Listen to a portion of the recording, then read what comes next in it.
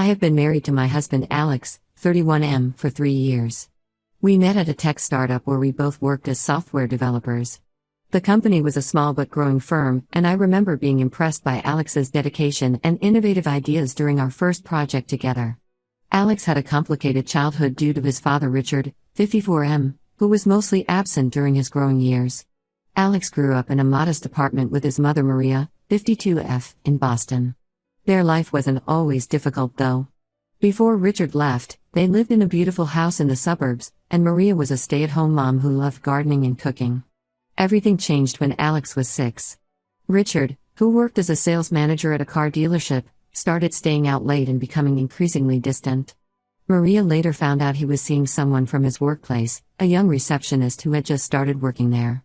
One day, Richard packed his bags and left, telling Maria he needed to find himself and that family life wasn't what he wanted.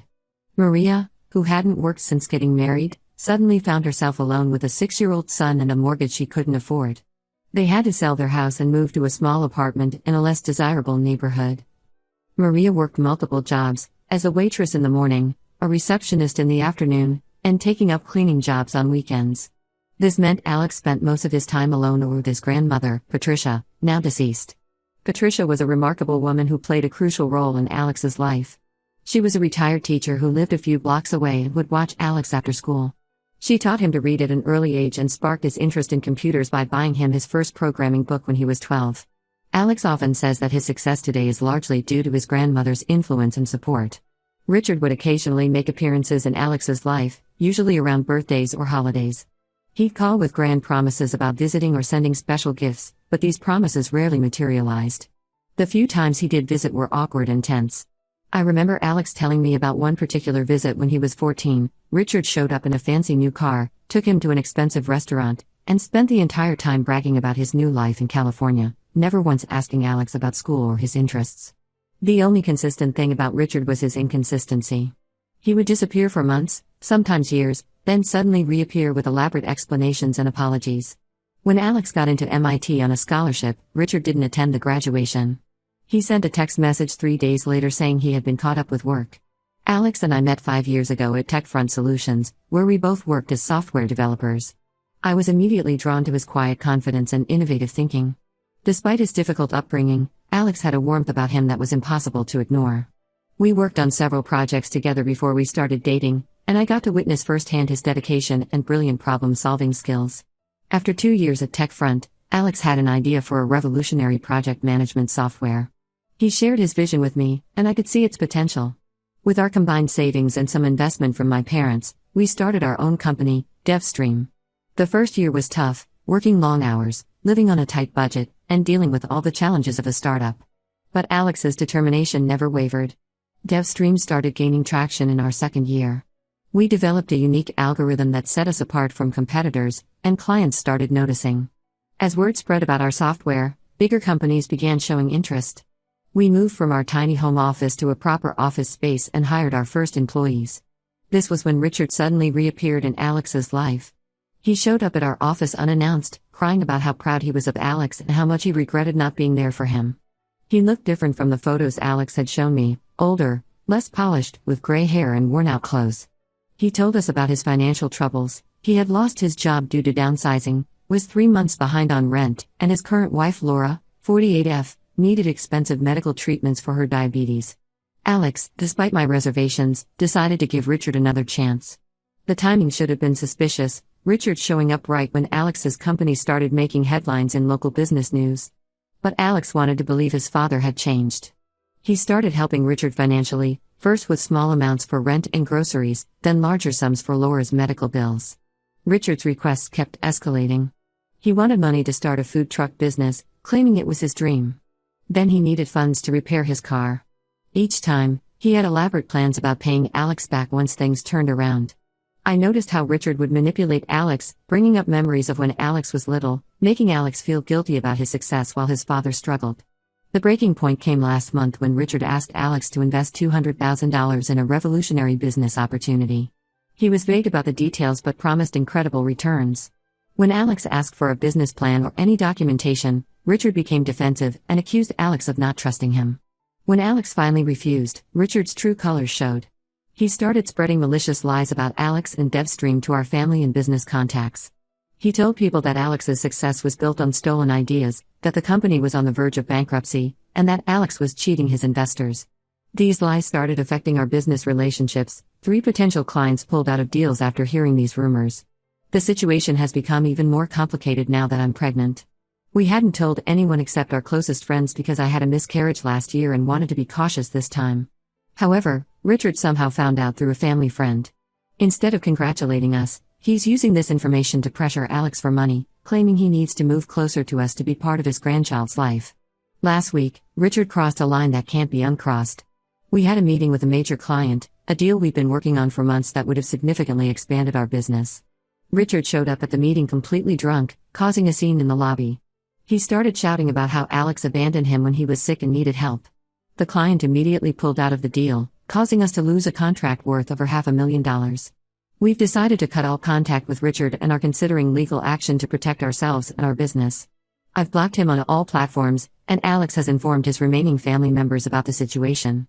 The stress isn't good for my pregnancy, but I know we're making the right decision. Alex needs to break free from this toxic cycle of manipulation, especially now that we're going to have a child of our own. Update 1: It's been a month since my last post, and I want to thank everyone for their support and advice. The situation with Richard has grown more complex, and several revelations have come to light. After we cut contact, Richard's behavior became increasingly erratic. He started showing up randomly at our house and Alex's office, usually during odd hours. One time, our neighbor caught him going through our mailbox at 5 a.m. We had to hire security for the office and install a comprehensive camera system at our house. Last week, Richard's current wife Laura, 48F, reached out to me through a mutual friend. She wanted to meet privately at a cafe near our house.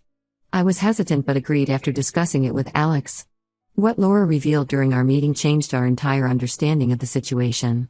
According to Laura, Richard's behavior wasn't just about money. He had a severe gambling addiction that had spiraled out of control over the past decade. She told me about how they lost their house in California 5 years ago due to his gambling debts. They had to move to a smaller city where nobody knew them. Richard kept promising to get help, but instead, he got better at hiding his addiction. Laura also revealed something that shocked us. Richard had other children from previous relationships.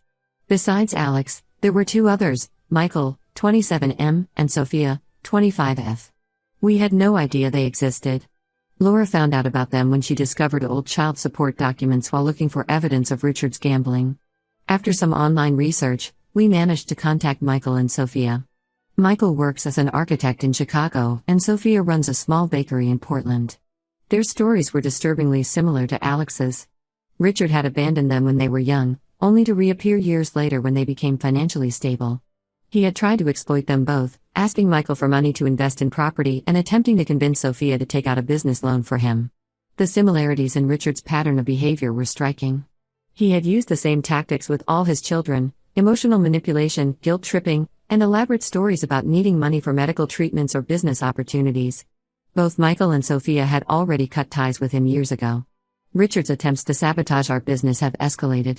Last week, he created multiple fake social media accounts pretending to be Alex. He started contacting our clients, trying to scam them with fake investment opportunities. While most clients verified with us first, some smaller businesses fell for his scam. We've had to spend countless hours doing damage control. The financial impact on DevStream has been significant. We've lost several smaller clients, though most major ones have stayed after learning the truth. Our lawyer advised us to document everything for potential legal action. The folder of evidence keeps growing: screenshots of his fake accounts, security camera footage of him lurking around our property, emails he sent to our clients. Laura provided us with more disturbing information about Richard's recent activities. He had taken out loans in her name without her knowledge, maxing out credit cards she didn't even know existed.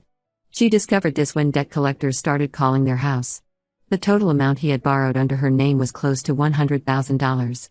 She also told us about Richard's failed business ventures over the years, a string of get-rich-quick schemes that never materialized. There was a failed restaurant, an attempt at flipping houses during the 2008 financial crisis, and most recently, a cryptocurrency investment that turned out to be a Ponzi scheme. Each failure pushed him deeper into gambling, creating a vicious cycle. The stress of the situation has been affecting my pregnancy. I've been experiencing heightened blood pressure, and my doctor has advised complete bed rest. Alex has been handling most of the business issues, stepping up in ways that make me fall in love with him all over again. He's also been attending expectant father classes and preparing for the baby, determined not to let Richard's drama overshadow this special time in our lives. Michael and Sophia have been incredibly supportive since we connected. They've shared their experiences and strategies for dealing with Richard's manipulation. We've started having weekly video calls, forming a support system none of us had before. It's bittersweet seeing Alex bond with his half-siblings under these circumstances, but their shared experiences have created a strong connection. Update 2. 3 months have passed since my last update, and the situation has taken several unexpected turns. First, I want to thank this community for all the support and advice. It's helped us navigate some really difficult decisions. The most significant development happened 3 weeks ago. Richard tried to break into our house at 2 a.m. while we were sleeping. Our security system alerted us and the police immediately. They caught him attempting to force open our back door with a crowbar. He was clearly drunk and had some gambling slips in his pocket. The police arrested him, and he spent the night in jail. This incident led to some revelations about Richard's recent activities.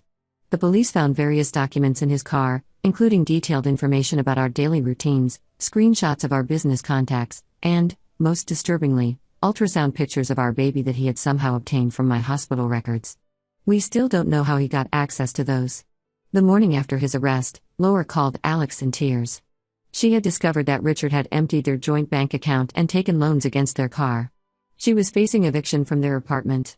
While sorting through their paperwork, she found evidence that Richard had been planning to scam more people using Alex's company name. He had created fake business cards and company letterheads. Laura also revealed that Richard had been lying about her diabetes. She never had any medical issues, it was just another one of his schemes to get money from Alex. She's filed for divorce and has been cooperating with our lawyer, providing evidence of Richard's fraudulent activities. Through all this, we've grown closer to Michael and Sophia. They flew in to support us during the legal proceedings. Michael, being an architect, helped us redesign our home security system, adding features we hadn't thought of. Sophia, who runs a bakery, has been sending us care packages and checking in regularly. It's amazing how this terrible situation has led to forming these meaningful family connections. After spending a night in jail, Richard sent a letter through his lawyer. He claimed he wanted to make amends and blamed his behavior on his gambling addiction. He offered to attend rehabilitation if we dropped the charges. The letter was full of the same manipulative language he'd always used, bringing up Alex's childhood, talking about wanting to be a grandfather and promising to change. The decision whether to press charges was difficult for Alex.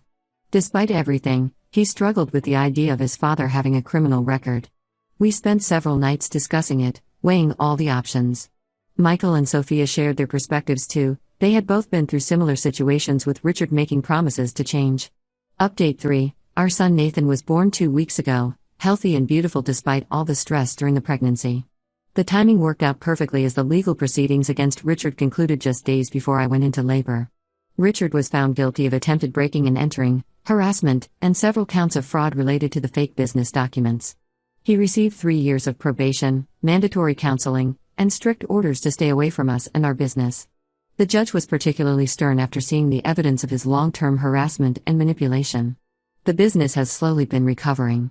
Several clients who had pulled out after Richard's interference have returned after learning the full story. Alex's transparency about the situation actually helped build stronger relationships with our business partners. DevStream is now working on its largest project to date, developing software for a major healthcare provider. Laura's divorce from Richard was finalized last month. She's moved to Seattle to be closer to her sister and is starting fresh. She still keeps in touch, mainly to warn us if she hears anything about Richard's whereabouts through mutual acquaintances. Michael and Sophia have become regular parts of our lives. They were both at the hospital when Nathan was born, and seeing them with him brings tears to my eyes. Michael is already planning to teach Nathan architecture when he's older, and Sophia sends us weekly care packages from her bakery. This newfound family connection has been the unexpected silver lining in all this chaos. We heard through Laura's sister that Richard has moved to Florida. While this gives us some peace of mind, we're maintaining all our security measures. The experience has taught us not to let our guard down. Alex is an amazing father to Nathan. Every time I see him with our son, I'm struck by how determined he is to break the cycle of abandonment and manipulation that marked his own childhood. We're focused on creating new, positive family memories and building the kind of support system that Alex never had growing up. The last time we heard anything about Richard was through a distant relative who mentioned he's trying to start a new business in Florida. We've warned our extended family about his schemes, and most have chosen to distance themselves from him. Life feels calmer now, and we're enjoying these precious early days with Nathan, surrounded by the loving family we've chosen.